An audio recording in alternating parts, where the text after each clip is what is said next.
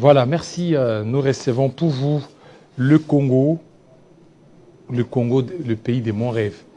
Alors, nous allons essayer d'analyser, de parler ces thématiques. Comment on peut certainement relever la République démocratique du Congo, le pays des rêves, le pays des Lumumba.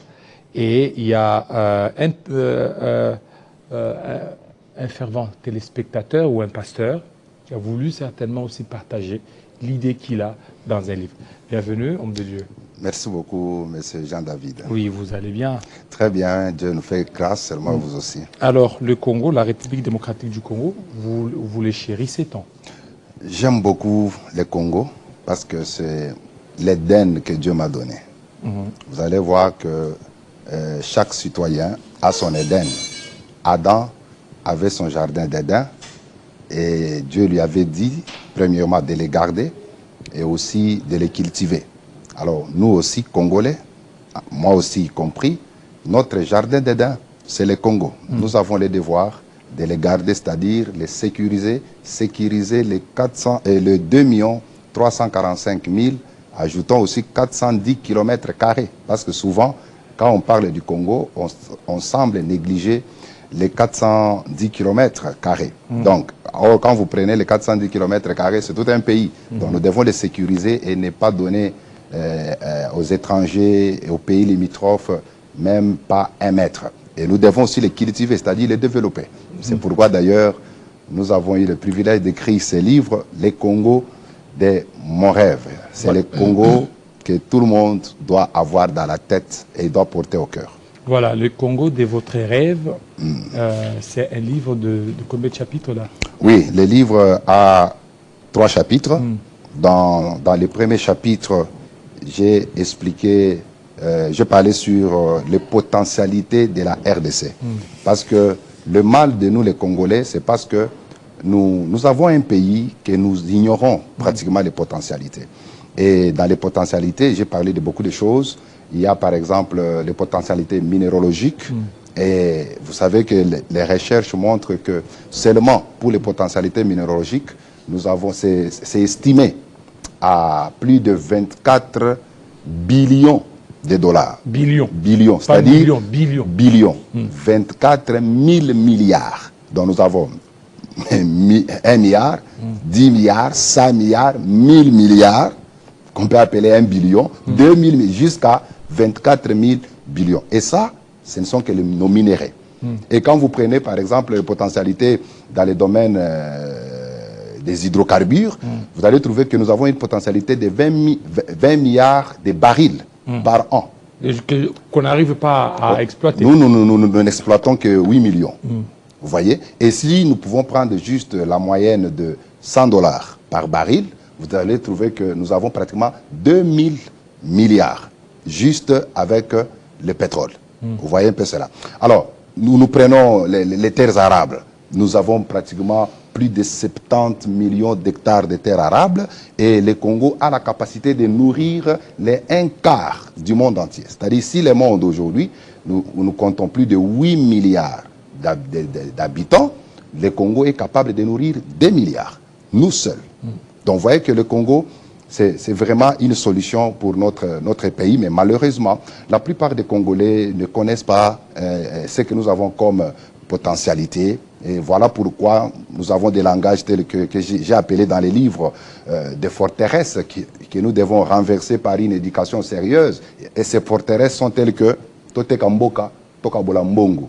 Vous voyez un peu ça? Ce sont les Congolais qui disent ça. Ça, ce sont les Congolais. Pourquoi? Parce qu'ils ne connaissent pas ce qui est dans leur sous-sol, même si ce qui est sur le sol. C'est d'ailleurs le pourquoi de ces livres, parce que nous devons éveiller la conscience de nos compatriotes, afin que nous soyons fiers d'appartenir à ces grands Congos.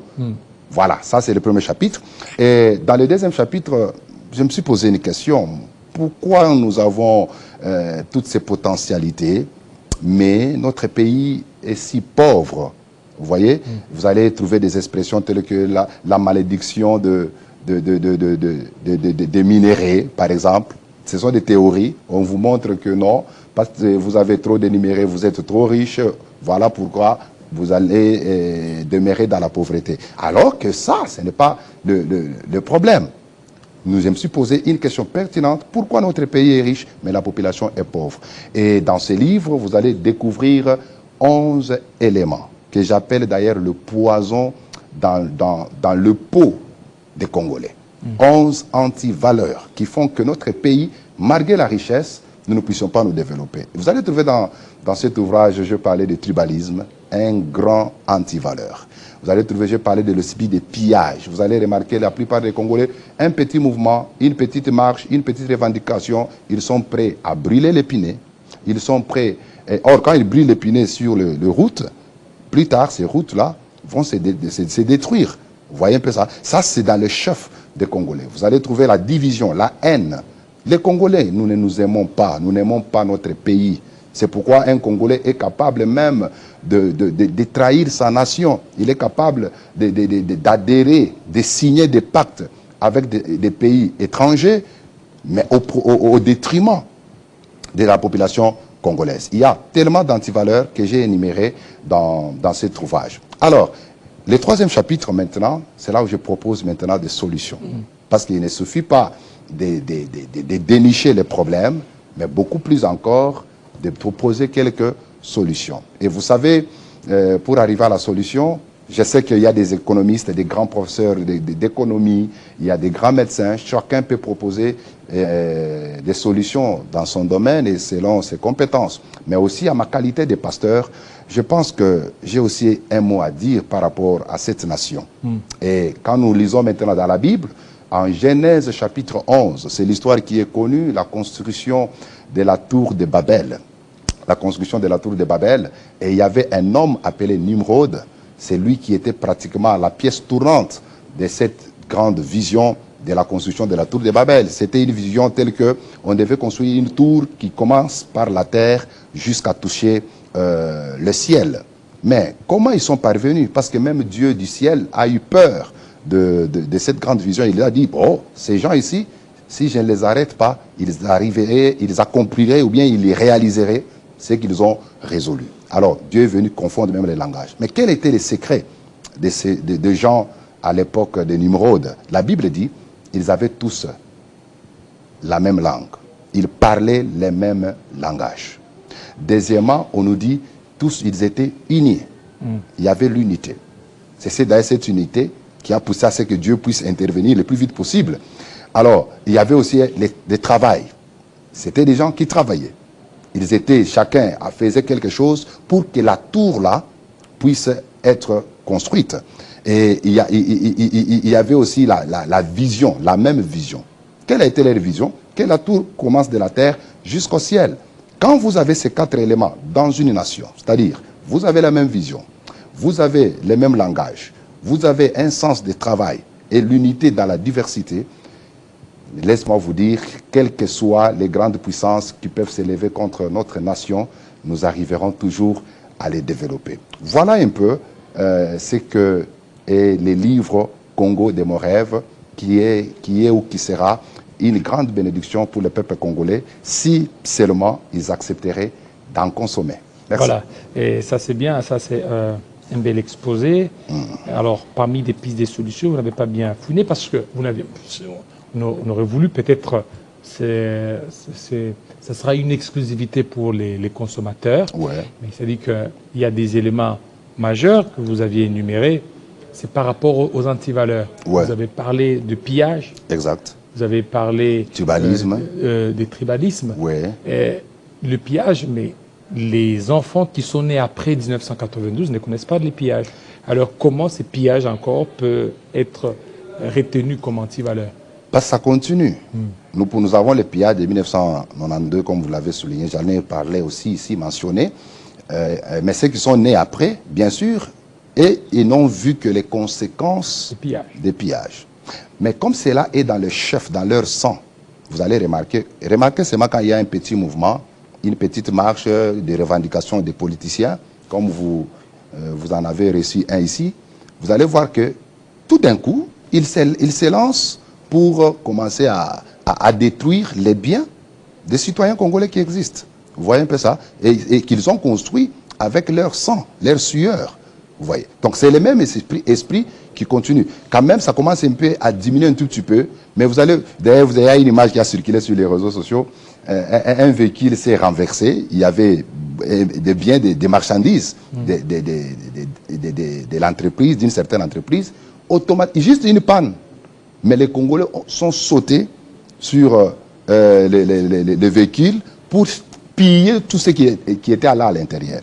Pourquoi? C'est parce que l'esprit de pillage est dans les chefs du Congolais. Vous voyez, ça se manifeste aussi même par la corruption. C'est pourquoi les peu de biens qu'on peut récolter sont volés. Vous voyez un peu ça. Donc, ce sont les choses sur lesquelles nous devons beaucoup plus insister afin de permettre à ce que notre peuple puisse quand même aussi se retrouver. Voilà, notre peuple puisse se retrouver, la République démocratique du Congo. Il y a des éléments très importants comme potentialité au niveau des hydrocarbures, au niveau des minéraux.